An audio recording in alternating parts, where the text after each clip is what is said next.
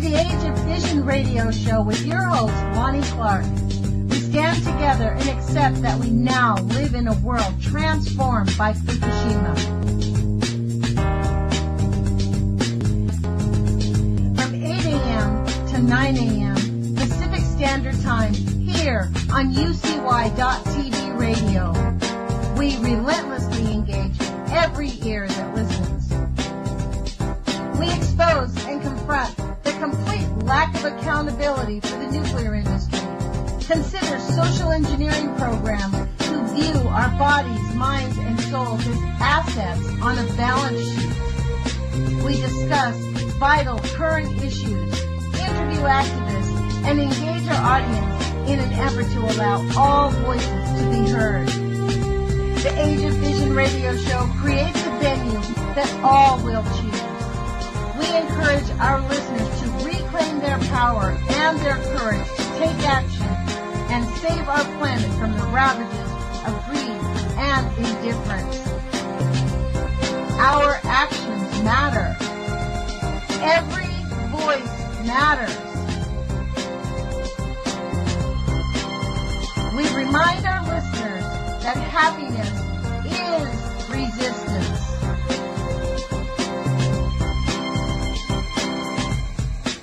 Love is greater than fear.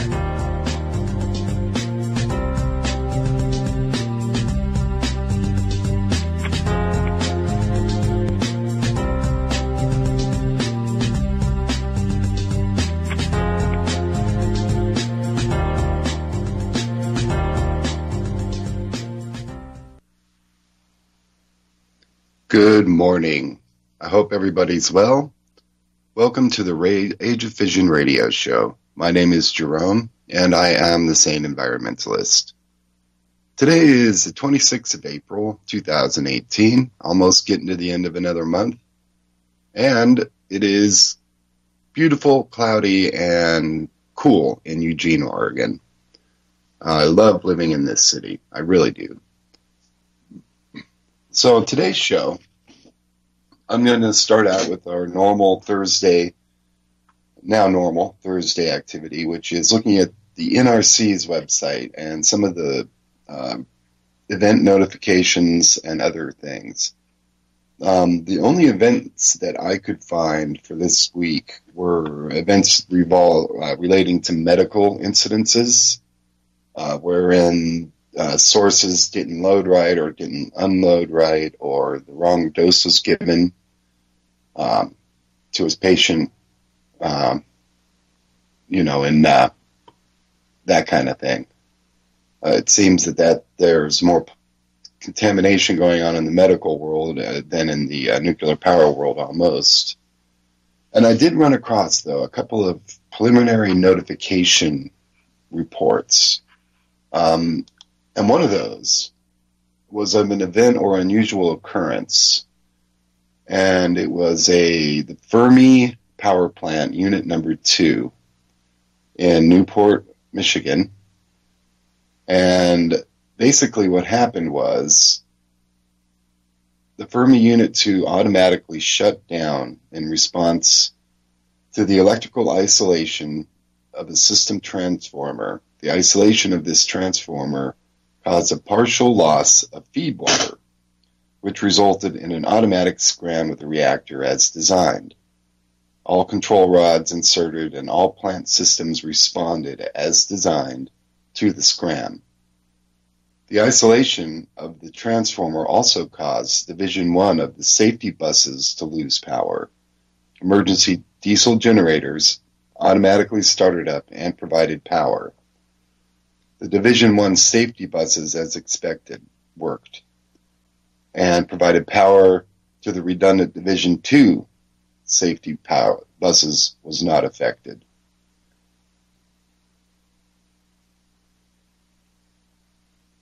The NRC resident inspector responded to the control room after being notified of the reactor scram and observed operations there. This is being investigated.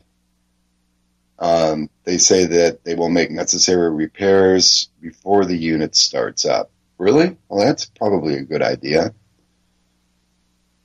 and that they will continue to follow it. So yeah, I wonder how often that kind of thing happens, where you have a transformer blow or something happens to a transformer and you lose cooling. And in this case, good. The backups worked, the reactor scrammed, they were able to keep water over the core. Good for them. But it takes not much. It really takes not much to expose that core and create something more than just an unusual occurrence. And there's another bit of good news in the preliminary notifications today. This is good news. This preliminary notification constitutes early notice, and this is April 4th, 2018, of possible safety or public interest significance. Beaver Valley, Units 1 and 2, Davis Bessie Perry, First Nuclear Operating Company, First Energy Nuclear Operating Company. Notice of bankruptcy filing by First Energy Solutions. On March 31st, 2018, First Energy Solutions, its subsidiary First Energy Nuclear Generation, the owner of the Beaver Valley Units 1 and 2 and the Davis, Bessie, and Perry, filed for bankruptcy under Chapter 11 of the United States Bankruptcy Code. Chapter 11 grants protection from creditors to a company in financial difficulties for a limited period of time, allowing it to reorganize its debt. The following follows FEC's and FENOC's separate announcement on March 28 that they intend to permanently cease operations of the 4 reactors over the following 3 years. The first unit scheduled for shutdown is the Davis Bessie by May 30th, 2020, followed by the Perry and Beaver Valley Unit 1 by May 31st, 2021. The Beaver Valley Unit 2 by October 31st, 2021.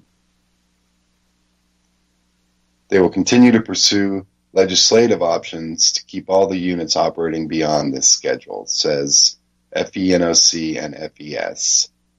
That's First Energy Nuclear Operating Company and First Energy Systems, I think. So basically, good. That means that in reality, it is getting too expensive to operate a nuclear power plant. Plus, then you have I guess now, though, the government is taking, quote-unquote, responsibility for the spent fuel. It was, for a while there, that basically these power companies were just generating these spent fuel bundles and having to just put them in the spent fuel pool and maybe dry cask some of them. They were stuck with them, but now the government has agreed to take custody of all the spent nuclear fuel. So that means that the government is now responsible, not the utility. So the utility is not under any sort of mandate to really be long-term about the storage and maintenance of spent nuclear fuel. So that's a huge cost. You know, the operating costs, the insurance costs, all of it, even with government subsidies, is still too expensive to be a workable solution as an energy source. Good. That's good. You know, that is literally the only thing that will shut down the biggies. A lot of the big reactors is that they're just become too expensive to operate anymore. It's not worth it, you know. And now we're not trying to as much manufacture plutonium as we were, and and as well. And I'll get into this here in a minute. Using plutonium in a reactor is really kind of a hit or miss thing. It works, but it's a hit or miss thing. You know, every reactor creates plutonium, and actually I think it's 10% of the power in any fission reactor is actually a plutonium reaction going on, because plutonium is created and then destroyed and then fissioned in the reactor itself. So, keep in mind that they all burn plutonium. It's just some of them now they want to figure out ways to, like, mix plutonium with, what do they call that stuff? Depleted uranium, and make rods out of that, and then use your plutonium as your fission fuel instead of uranium. It'll work, but it is not nearly as easy to do as using just a uranium rod.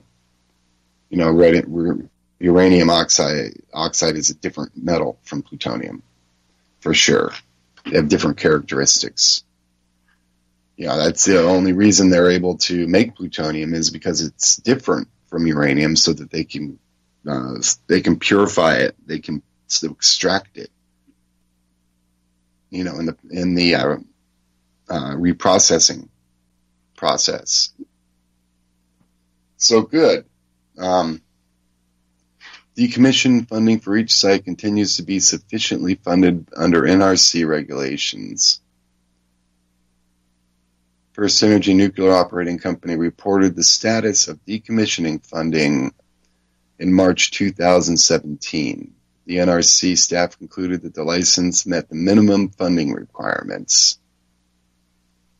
So what that means is that the government is subsidizing that thing. The government is. So, and that takes me over to a letter. Okay. And this is from a website called Green Action Japan. And this is under their documents section. And this is a letter. Okay. And it is to Areva, Japan. Alrighty. Areva is the company that manufactures the mixed oxide fuel rods that Japan is using in their reactors. That's what they were doing in Unit 3 in Fukushima, is they were using these fuel rods that these people designed in the reactor at Fukushima, and they were getting ready to load them into Unit 4 reactor as well. They were reconditioning the reactor vessel to be able to handle the higher temperature. But this letter was written to this company, and it was written by some concerned people in Japan, including Greenpeace Germany and Green Action Kyoto and the Citizens Nuclear Information Center in Tokyo, and Osaka Citizens Against Mihami Oki and the Takahama nuclear power plants. So this letter, I found this fascinating. So I will read that to you.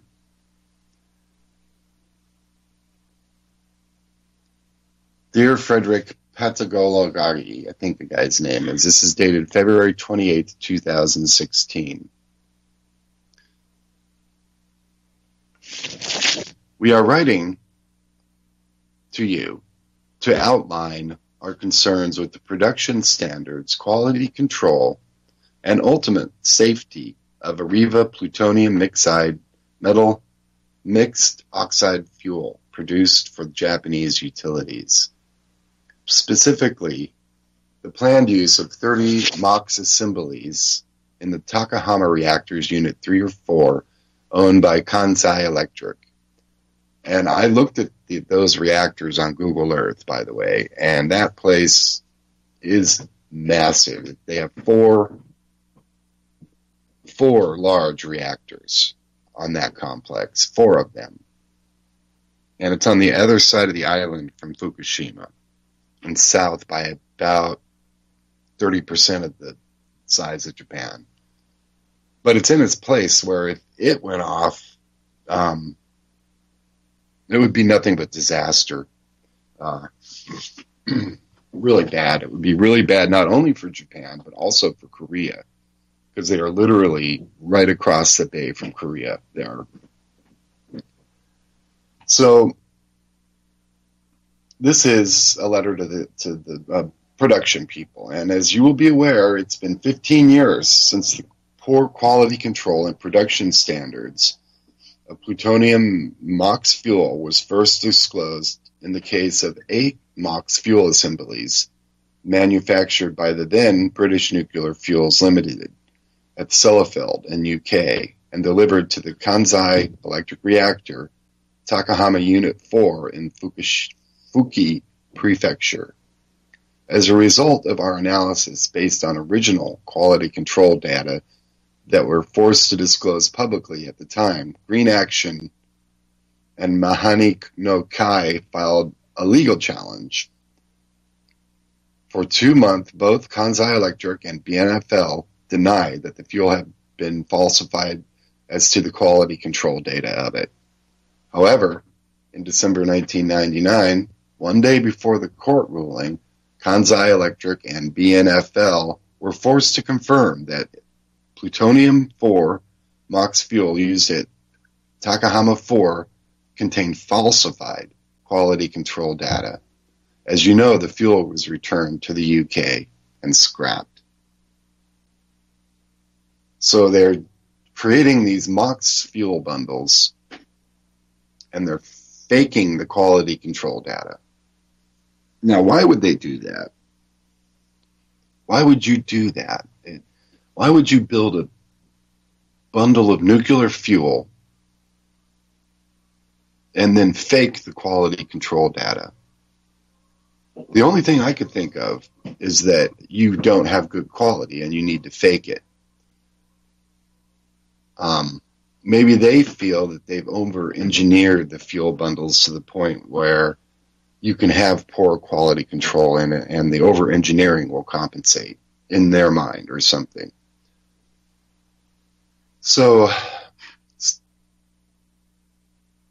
in 1999 and 2000, we produced analysis that showed production and quality control standards for MOX fuel produced using the MIMAS method, including at the Kogima Arriva Molex plant, were actually of a lower standard than used by BNFL.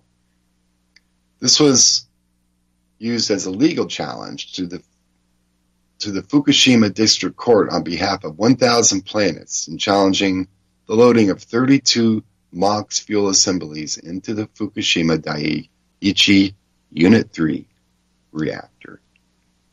So the MOX fuel assemblies at Fukushima were parts of these assemblies, according to this article. The MOX fuel was manufactured using the MIMAS method, MIMAS, under a contract between Tokyo Electric and COMEX, of which Kogima was a lead agency. While the judgment of the Fukushima District Court did not uphold the lawsuit's complainant, the judgment also made clear that quality control data for the MOX fuel should be publicly disclosed.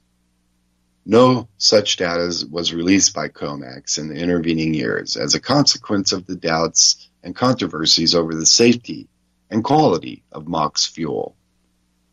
Tokyo Electric were prevented from using the 32 assemblies until September 2010, 6 months prior to the 2011 disaster.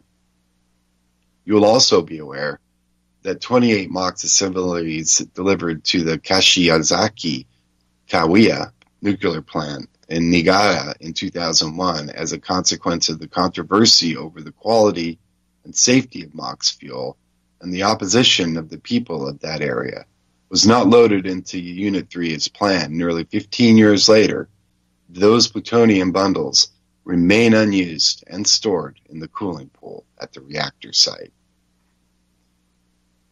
As Arriva sought to restart its MOX business with Japanese utilities, the issue of quality control and production standards persisted. 12 Arriva MOX fuel assemblies containing 552 kilograms of plutonium were delivered to the Takahama plant in 2010, 8 of which were loaded into Unit 3. Our analysis at the time found that there were disagreements between Arriva and the Nuclear Fuel Industries Limited, the developer and design code verifier of the MOX fuel and contractor. I apologize, folks. This is translated from Japanese, and the way that they use their syntax is slightly different from ours. So, as you know, the letter continues, the safety implications of MOX fuel use are severe. This is made worse by significant problems with the quality control and production standards that exist at the Melox plant. The MIMUS technology used at Melox has multiple problems, including in relation to the fundamental issue for MOX fuel, thermal stability. If the plutonium fuel pellets swell under heat alone, and as internal pressure builds up from gaseous fission products, a gas-filled pellet cladding gap can occur. This has several nuclear safety consequences, not least that in the event of a loss of coolant accident, the MOX fuel would maybe already be fractious, would be further likely to fragment and relocate. The heterogeneous fuel structure can also increase the chance that fuel rods will rupture and block coolant channels if a transient occurs, again, potentially impacting the cooling functions of the reactor core. The reactor's safety implications of not being able to sufficiently cool the reactor core are obvious, not least from the meltdown at the 3 reactors at Fukushima Daiichi in 2011. This underscores the importance of achieving the highest nuclear fuel production standards and applying the most rigorous quality control and inspection. Neither of these are possible at the Melox plant. Thermal stability problems that exist with Melox-produced MOX fuel is but one of the multiple concerns we have with the plans to operate Japanese nuclear reactors with this Arriva-supplied fuel. The fact that 5 years after delivery of MOX fuel to Takahama, Arriva has made no effort to provide details on their production and quality control standards is unacceptable to the people of Japan, already subjected to the consequences of Fukushima Daiichi accident. The people of Japan are now confronted with the risks of the restart of the Takahama reactors 3 and 4 to be operated with 24 assemblies and 4 assemblies of Arriva MOX fuel containing 1,088 kilograms and 184 kilograms of plutonium, respectively. The failure of the Japanese Nuclear Regulatory Agency to reassess the risk of MOX fuel used in Japan is deeply regrettable. We have challenged them on this, relying as they do on the reviews conducted by the discredited NISA. At the same time, Arriva, as the manufacturer of this substandard product, that's you never want to hear fuel bundle and substandard product in the same paragraph. Wow. Has a duty to publicly disclose all relevant and original data on the quality control and production standards of its fuel. That is about to be used in the Takahama reactors. It is all the more critical that Arriva release the quality control data for the Takahama MOX fuel, as in 2010, the French nuclear regulator ASN confirmed to Greenpeace France in relation to the fuel that is being shipped to Japan for use in the Takahama 3 unit that the ASN is not involved in quality control of production.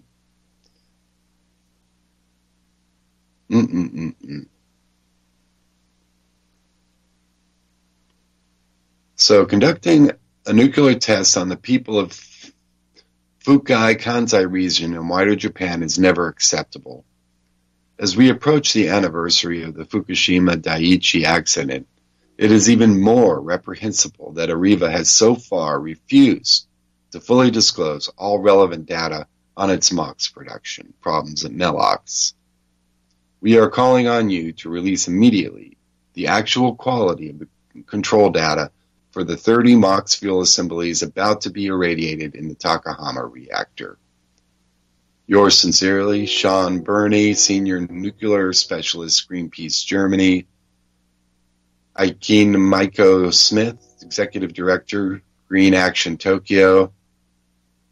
Hideyuki Ban, Co-Director of Citizens Nuclear Information Center, Tokyo. You can find this letter at greenaction-japan.org. So what I'm getting from that is that in Japan, all of their reactors are going to go to this MOX, mixed oxide fuel. And the reason is because we've got tons of plutonium around. And I don't know if I've mentioned this, but plutonium-240 and 241 are both too unstable and too radioactive to use in a weapon. And what happens is if you radiate oh my God, I can't believe nuclear fuel for long enough, what happens is you will get plutonium-239, and then occasionally one of those, it'll catch a neutron or two neutrons, and it'll become 240 or 241, both of which are extremely unstable and highly, highly, highly active radioactively.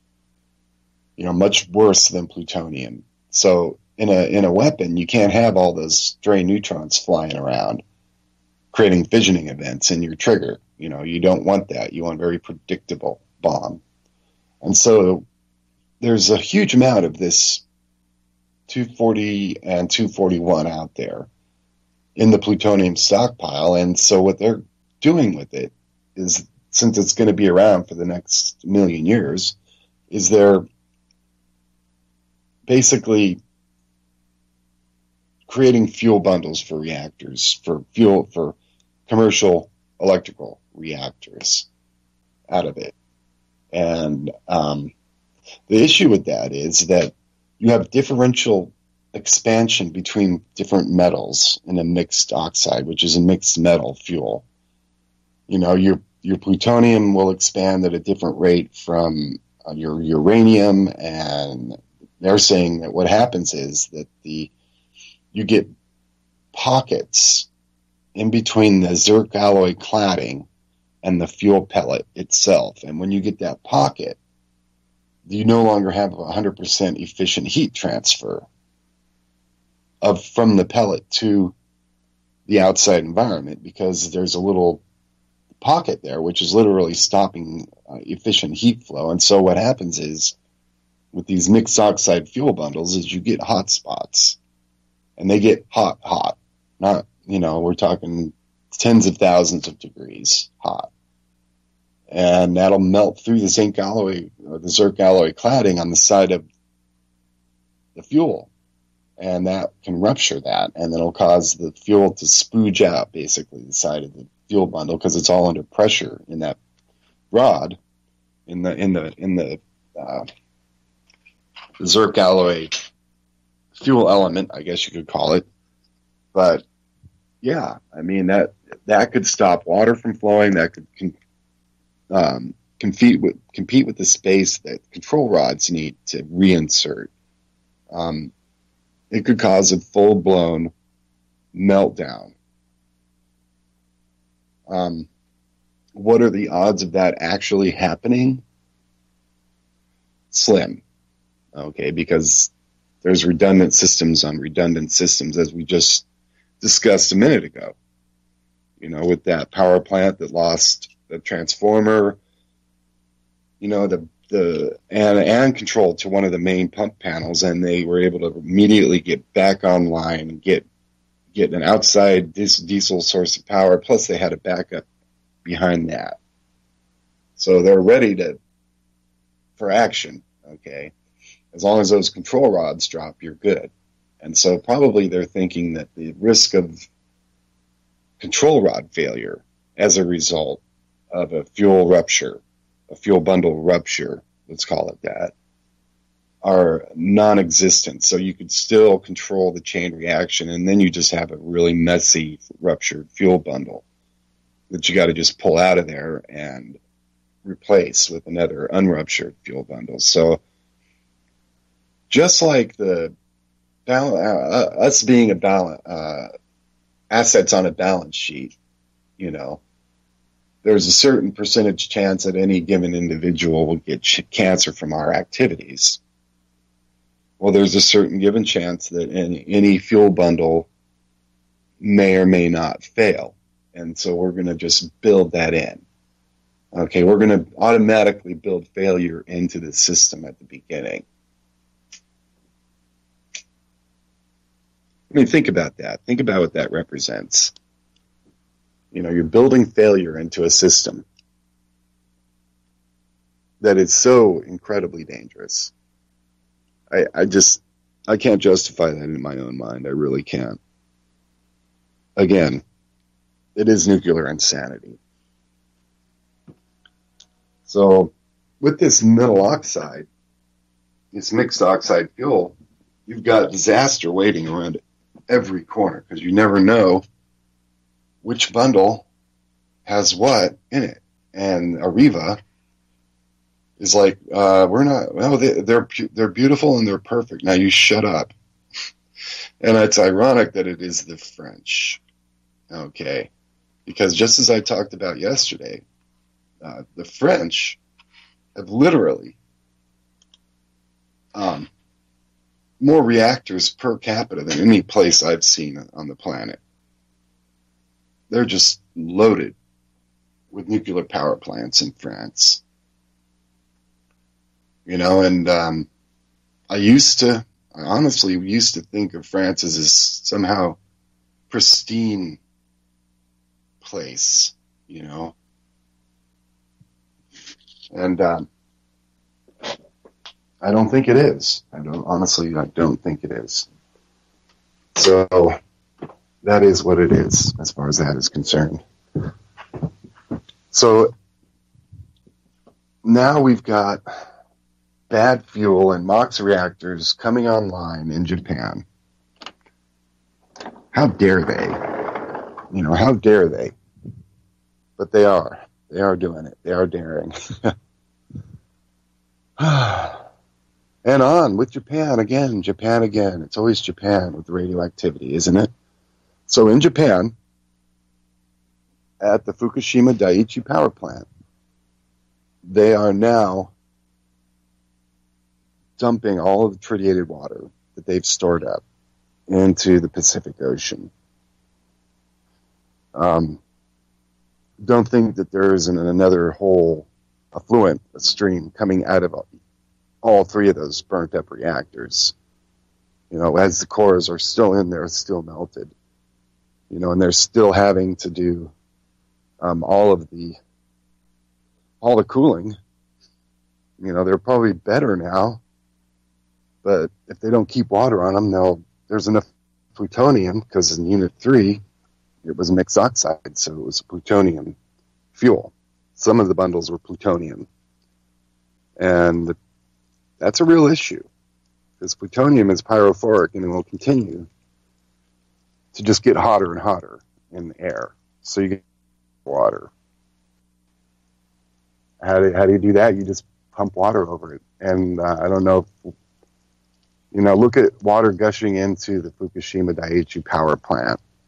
Do a YouTube search for that. You will find that the basements, especially this time of year, are just basically completely flooded. There's a literal torrent of water coming through the wall. I couldn't believe it. Literal torrent right into the reactor building, out, down, over all the radioactive equipment and out to sea. A torrent. Small river. You know, good thing all the experts tell us that it'll all dilute, it'll be just fine. That's what they're saying. It'll be fine, don't you worry about it. The oceans are really big. They really, honestly, that's what they're saying. It's okay because the oceans are really big. Is that the most scientific thing they can come up with for that? Is the oceans are really big? I'm disgusted. You know. So that's 60. I forget how many gallons of water. You know, like 60 million gallons of highly tritiated because they ran it through the reactor again and again. You know, they can get the strontium out, they can get the cesium out, but the tritium, you can't really get it out because tritium is the same as its hydrogen. It becomes water. And once it's water, then it's just basically radioactive water molecules mixed in with regular water molecules, and the whole thing becomes a big soup. So it is, I don't know. I'm disgusted as all get up by that. But I did find an article related directly to that. However, it is sort of an older article. It is from 2017, the 14th of July. Local residents and environmental groups at that time condemned the plan to release radioactive tritium from the crippled Fukushima power plant into the Pacific Ocean. Officials of the Tokyo Electric Power Company, the plant operator, say tritium poses little risk to human health and is quickly diluted by the ocean. In an interview with local media, Takashi Koromuro, chairman of TEPCO, said, "The decision has already been made." He added, however, that the utility is waiting for approval from the Japanese government before going ahead with the plan and is seeking the understanding of local residents. The tritium building up in the water that has been used to cool 3 reactors that suffered fuel meltdowns after cooling equipment was destroyed. Around 770,000 tons of highly radioactive water is being stored in the 580 tanks at the site. Many of the contaminants can be filtered out, but technology does not presently exist to remove tritium from water. This accident happened more than 6 years ago, and authorities should have been able to devise a way to remove the tritium instead of simply announcing they are going to dump it into the ocean, says Aiken Moko-Smith, an anti-nuclear campaigner with Green Action Japan. They say it will be safe because the ocean is so large.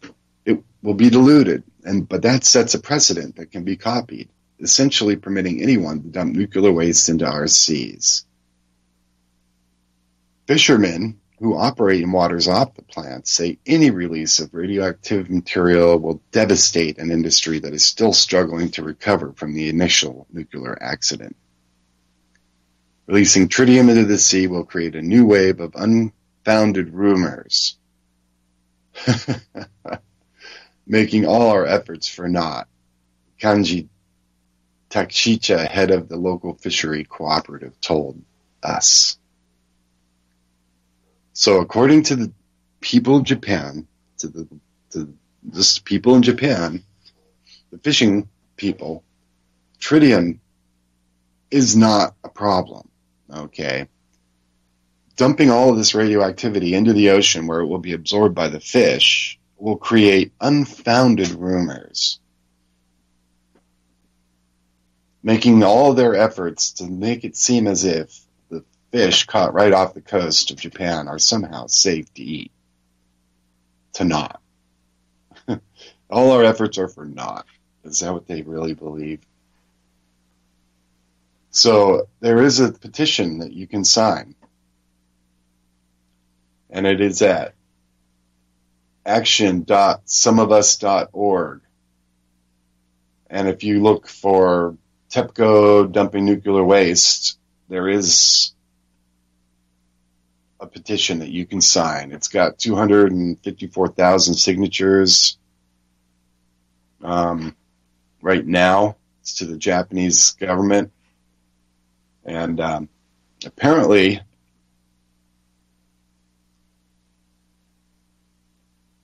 I don't know that they have dumped it yet. I think they probably have. You know, and you know the Japanese government's going to let them. So that's just not good, is it? Another thing. And speaking of storage tanks, let's fly all the way over to the other side of the Pacific Ocean real quick. Up and over to California, Southern California. Beautiful, stunning Southern California. And apparently, San Onofrio's nuclear waste storage tanks are already breaking. They found a busted bolt in a new tank meant to hold spent fuel. This is April 25th, 2018. Just a few months into Southern California Edison's very controversial plan to relocate a spent nuclear fuel to holding tanks at the beach near San Onofre, crews are finding the holding tanks aren't working properly. Now, we're talking those overpacks, those half-inch stainless steel casks are not working. The LA Times reported that when they tried to remove spent fuel from a cooling tank to dry storage that are kept a mere 100 feet from the shoreline, broken bolts were found in the long-term storage tanks. Those tanks are meant to hold and stabilize the spent fuel rods indefinitely. Work stopped for 10 days after the bolts were found, but has since resumed, angering nearby residents and people who oppose the plan to store the waste at San Onofre, who are already worried about the safety of keeping nuclear waste so near the ocean and so near major population centers. Now that the broken bolts have been found, these fears are heightened. The broken bolts are part of a system that helps keep the rods balanced in the storage tanks. They're apparently a new design, and 4 of them have already been filled with radioactive waste. Unfortunately, there's no way for them to test the already filled containers for the same issue. Edison is trying to assuage fears and insists that there's no threat to the public and that they're resuming filling more of these tanks, but not the newly designed tanks with the bolt issues. But for watchdogs who are already warning that unforeseen problems made storing this highly dangerous waste, malfunctioning tanks so early in the relocation process isn't sitting well. We warned them that this was going to happen, and nobody listened to us. I'm making this text a little bigger. It's kind of hard for my old eyes to read.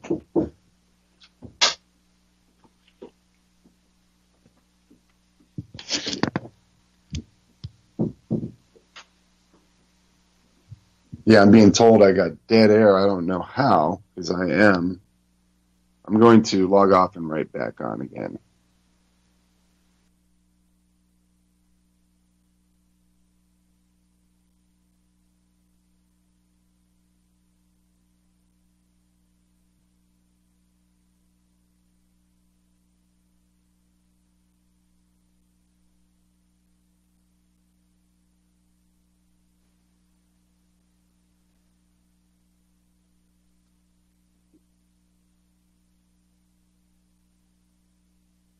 Okay, I think I'm back. I think I am. I don't know where I was.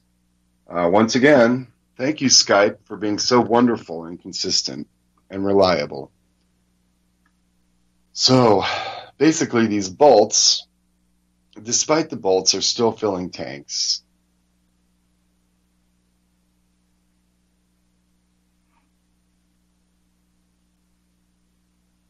£3.6 million of waste is how much they have at that power plant.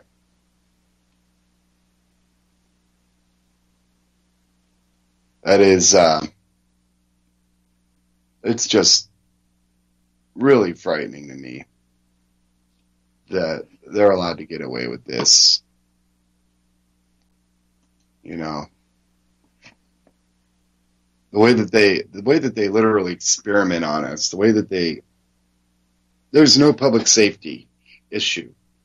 You know, we've got 10 of these casks loaded now with fuel, and they're supposed to be loaded in perpetuation. It's like forever. Once they're in there, this thing is supposed to last for 1,000,000 years. But we're finding dead, broken bolts immediately, right after manufacture. That's what I call the manufacturer going, it doesn't matter. What are the odds that somebody's actually going to get hurt from this? Not a big issue. It's a minor thing. It won't affect me in my lifetime.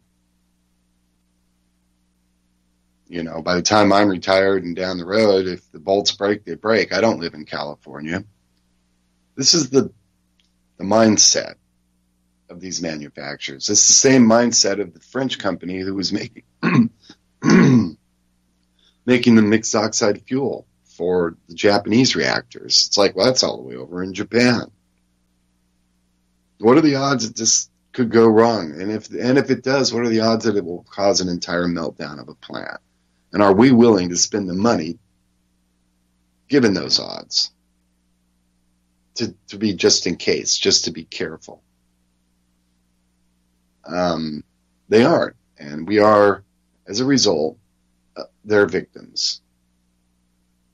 And speaking of that, this is another one, healthconsciousness.com.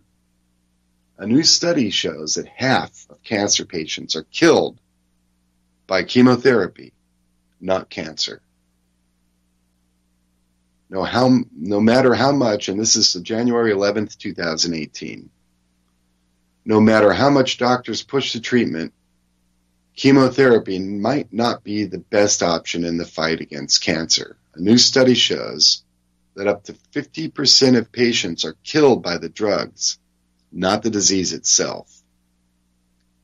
Research from Public Health England and Cancer Research UK performed a groundbreaking study examining the first time a number of cancer patients who died within 30 days of beginning chemotherapy, indicating the treatment, not the cancer, was the cause of death. Looking at these death rates in hospitals across the UK, researchers found an alarming mortality rate associated with chemotherapy.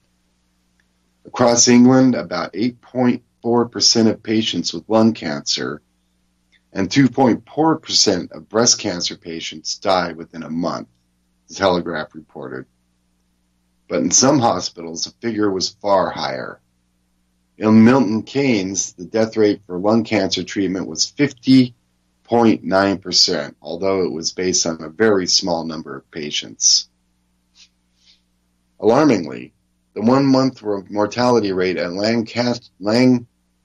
Lancashire Teaching Hospital for those undergoing palliative rather than curative chemotherapy for lung cancer was a full 28%.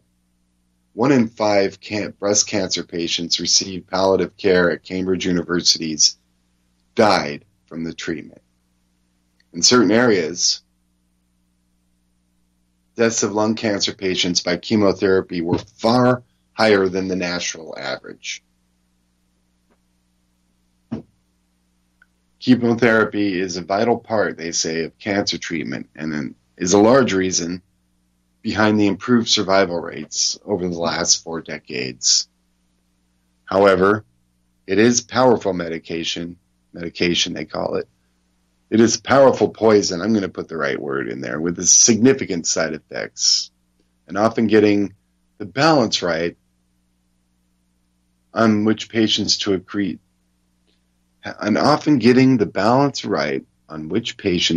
aggressively can be hard. Those hospitals with death rates that are outside the expected average have had the findings shared with them, and we have asked them to review their practice and data. For the analysis, researchers included all women with breast cancer and all men and women with lung cancer residing in England who were 24 or older and who had started a cycle of chemotherapy in 2014. Long the mainstay for treating various cancers, chemotherapy has finally drawn criticism in recent years as the medicine does not differentiate between healthy and cancerous cells. Now, this study, published in The Lancet, shows that powerful cell-destroying property can mean the demise for patients as well. Researchers have advised physicians to exercise more caution in vetting which patients should ideally receive chemotherapy. Older and more infirm patients in particular might be better off without receiving palliative care, which is designed to offer relief instead of curing the disease. All hospitals involved said they reviewed the information and remained certain chemotherapy is safe. They remain certain that chemotherapy is safe. So basically, we dose you with radiation, which causes mutations in your cells and causes bunches of cells to grow in the wrong way. And so to get rid of that, we're going to literally dose you again with radiation, which will kill those cells. But consequently, it will also kill a bunch of other cells and burn your skin and make you violently ill. And there's a good chance, 20-25%, that it will kill you. I wonder how many chemotherapy patients go into the treatment knowing that there's a 25% chance that they'll die from the treatment, not the cancer. Yet it will either help your cancer or it will kill you. How many people are going to go for chemotherapy if that's the case? In one example, a 17-year-old diagnosed with Hodgkin leukemia decided to seek alternatives to chemotherapy, but her doctors, so incalculated in state and big pharma propaganda, contacted family services, who then kidnapped the young adult and placed her in foster care. She was finally allowed to return home once she agreed to undergo the often debilitating treatment, but ran away once the doctors informed her that she'd have to endure surgery for the implantation of the chemo port. In an incredible act of Orwellian big government, the Supreme Court ruled the state was in the right in this case. After being kidnapped and forced into treatment against her will, was denied contact with her own family. An unfathomable invasion. And it just wasn't an isolated thing. So, wow, folks. You know, you've got a medical system which is poisoning us. We've got a power system which is poisoning us. You know, not only the nuclear, but as well every other way of manufacturing electricity, with the exception of the solar cell once you get it built, or a wind turbine once you get it built, is basically going to kill us. So it is the thing, ironically, if you really think about it, the electricity and the medicine are the things which have allowed us to prosper on this planet. If we didn't have electricity, if we didn't have the ability to have appropriate medical study and practice, we would not be where we are today. We'd probably still basically be living in Wood, well, we couldn't really cut much wood. Maybe you could, with water, you could use water power, but if you think about it, without electricity, the whole thing is very different. We would still be evolutionarily where we were before we ran into electricity, because when we ran into electricity, it changed everything. It created a huge leap forward in our evolution. You know, at least mentally, our evolution. So we are going to be going to the coast this Monday. So if you listen to me on YouTube, look forward to a series from the coast again. We're going to be studying the tide pools. We haven't decided where we're going to go. I did find a place that looks actually very interesting to me. What's it called? Where are we going here? It's called North Cove. Shell Island is out there.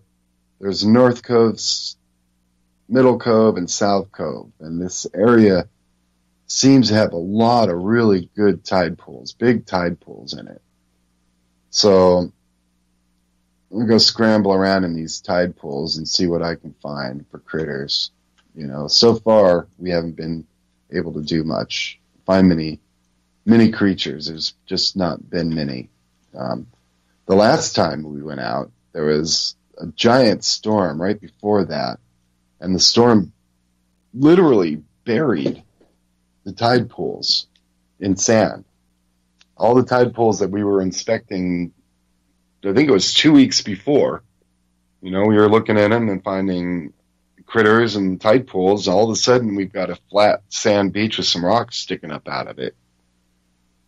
Not tide pools anymore. And so this storm literally brought in enough sand to completely bury all the tide pools. So that's a curious thing about the coastline of Oregon, I think. I think it may be more fluid than I assume. And I think that it may be harder. It may be better to do a survey of several places up and down continuously versus one place, because you never know when the ocean's going to decide to just bury that one, you know. So we did find a whole bunch of jellyfish carcasses, though. Bunches of jellyfish, literally hundreds of jellyfish carcasses.